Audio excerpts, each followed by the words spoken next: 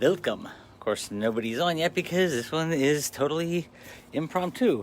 But this is Urglaawe Live, Dreizeh, or number 13. And the entire reason that I'm having this is because I want to talk a little bit about Parade of Spirits, or the Geischderschtrutz. We're going to be taking a field trip out to the buggy.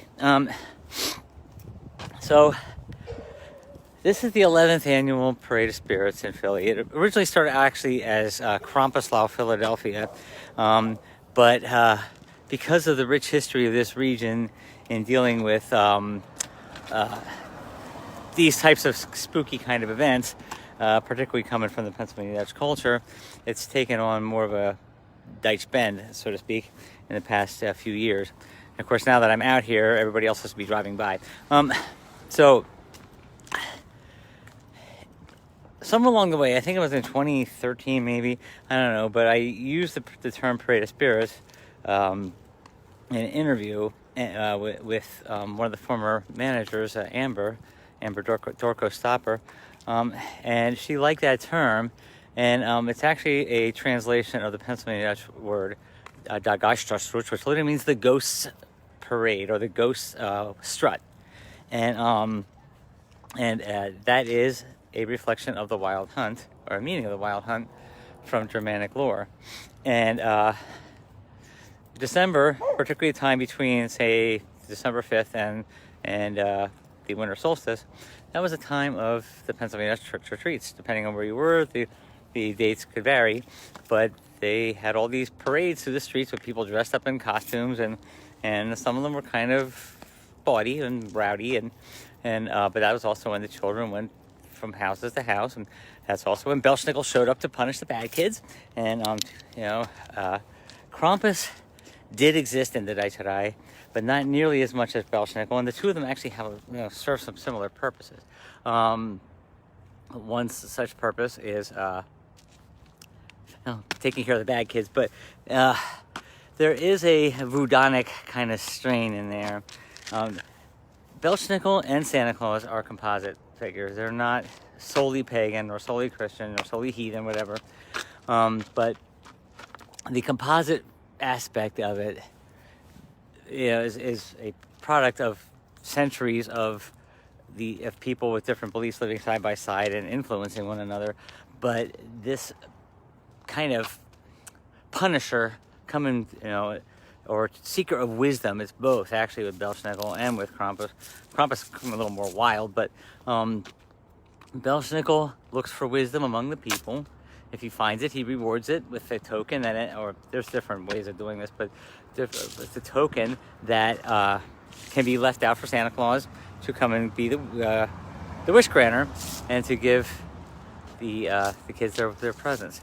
Now, if they fail, of course, if they fail to provide the wisdom that they're being sought, then they have to, that's being sought, then they have to bring out the physical prowess and kind of compete for the last horse chestnuts or the last token, and while Belsnickel's trying to whip their hands. But and then if that all fails, well, usually the parents take mercy on the kid and give him a chestnut anyway. So first Voodoo, if speaking solely from the heathen portion of this, the first Voodoo is seeking wisdom among the people by asking these riddles. Some of them are kind of arcane, some of them are kind of silly nowadays, but and if that fails, then comes physical prowess and then community mercy. But then Santa Claus, also a composite figure including Odin or Voodoo. Keep in mind that most of the American secular Christmas practices originated in two sources: the Pennsylvania Dutch and the Netherlands Dutch, and the English had not much to do with it, because the English at the time of settlement did not observe Christmas. But anyway, back to the actual topic. It wouldn't be Urglaawe Live if my mind weren't wandering in 8 directions. But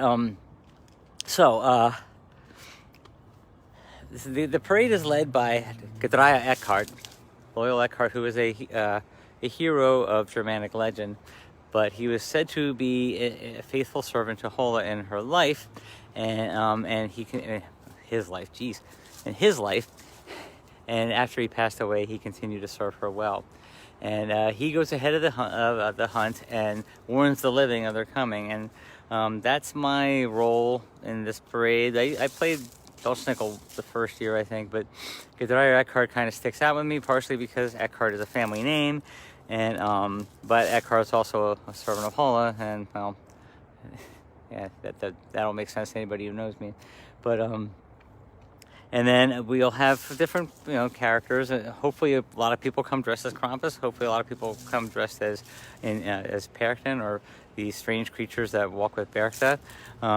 Last year, my friend Mark played Berchtha as a character. There were only 4 of us in the parade officially in 2020, and we are planning on actually getting posters made for that year, because last year 2020 was really tough for the parade. We did well. We actually had more people marching unofficially than we were expecting. We were really just expecting to have a COVID march where the 4 of us, Janet, Linda, and I, with Mark dressed as Berchtha, would be the only participants. But I think about 30 people showed up anyway, and it was we walked half of the parade without making noise. And then the rest of the parade, we made noise as a sign of life, or affirmation of life. This year, I wanted to be noisy from the get-go. Those of you who have been following at home know that we have the buggy this year, which, most people, when they have a midlife crisis, they go get a sports car or a motorcycle or a boat, or, a new girlfriend or boyfriend. But I get, my buggy. That's my midlife crisis. It's going to be pulled by 2 dead horses. Paul Mercurio and Gabriel Diaz. They are going to be dressed as horse skeletons. And so we'll get to beat dead horses. But it should be fun. I've decided for this first year that we should not actually take the buggy out on the street. I think we're just going to leave it in the park, but move it from one end of the park to the other at a certain point at the end. Because we haven't run the buggy in Philly yet, and we're going to be practicing here in Bristol. But the street that the park, the Liberty Lands Park, is on is very narrow, and I really don't want to. I want to check it out how it goes down there once before we actually start letting it evolve on its own track. So then the parade marches through the neighborhood of Northern Liberties in Philly, making a lot of noise, capturing a lot of attention. This year, we're also trying to work on getting some of our Krampus carols in order, have a holly jolly Krampus, things like that. And I'm looking kind of forward to that.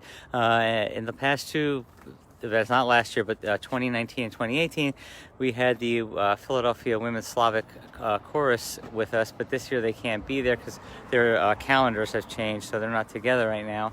And that's a shame, because I kind of enjoyed hearing them singing while we were along the parade.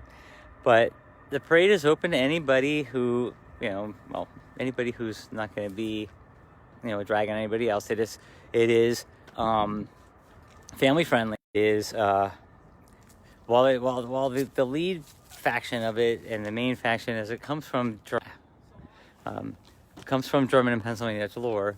Hold on, there's somebody walking past the buggy. We don't want to leave it restricted to any particular tradition per se. So we welcome people from all backgrounds and traditions to come and share their shadowy side kinds of characteristics and entities, and their understanding of their deities and their ancestors and things like that, from this shadowy time of year prior to the rebirth and of the sun. And so it's a fun parade. It's participatory. We don't really expect people to come and watch. What we expect you to do is put on whatever costume you can, whether it's simple, complex. The only really commercially made ones that we would prefer to have would be only the Krampus ones if possible. Otherwise, if you're talentless like me with stuff like this, just slap makeup on your face, get a noisemaker, and just have fun with it. It's a fun event, and it's supposed to teach us about lessons about living in fear. And we want kids to come to these events because this first year they might be terrified of it. The next year they might be the ones out there, making the decorations. They never know. So anyway, this was a very brief Urglaawe live, and if there's any questions, I can't see them right now, but I'll check later on, or you can post in the Urglaawe group and I'll answer them later on. All right, I'm planning another one of these for just before Voryuul, which Voryuul starts on Tuesday. All right, I'll talk to y'all later. Trying to.